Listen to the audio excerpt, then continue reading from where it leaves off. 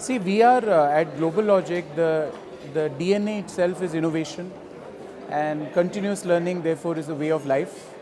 And our techies completely love it. They want to be on top of their game and learn as much as they can.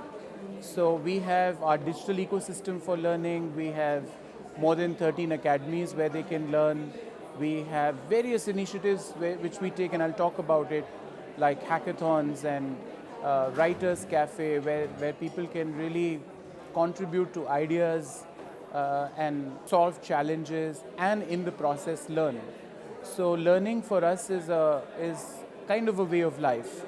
And the best part is that it's very focused on next gen trends of technology, which of course our people love. See, effectiveness of any learning is the minute you learn and you deploy your skills on a project or on an assignment, your performance shows, right? So the best way to measure the return on any learning investment or whatever you are doing is in the form of performance and also in the form of customer satisfaction, right? So these are, I think, two scores that we definitely look at.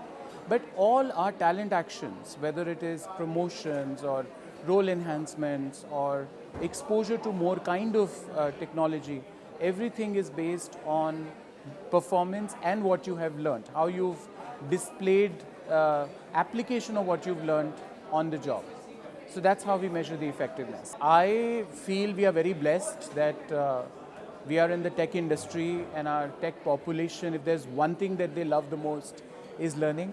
One thing that they really are passionate about is how can I build more next gen skills, how can I grow, right? So I don't think there is skepticism or challenges as far as learning goes, especially with our kind of population. In fact, the more they want, the more we can offer them to learn, the better enthusiastic they are about learning.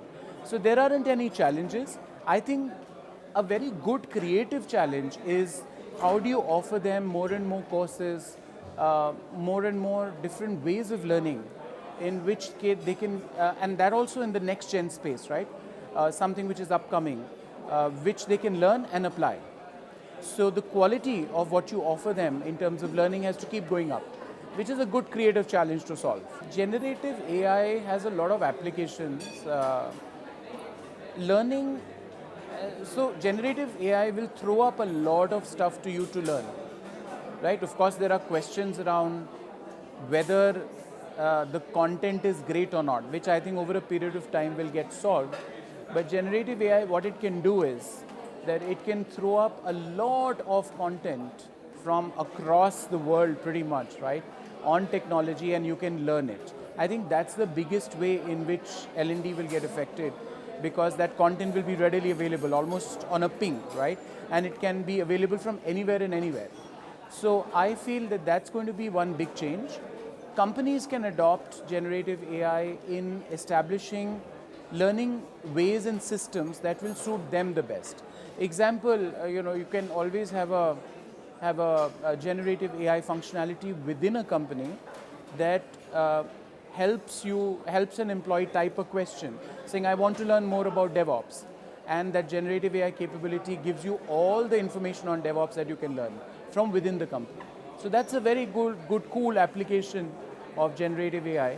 And so it's, in my head, it will very positively impact L&D interventions in the future.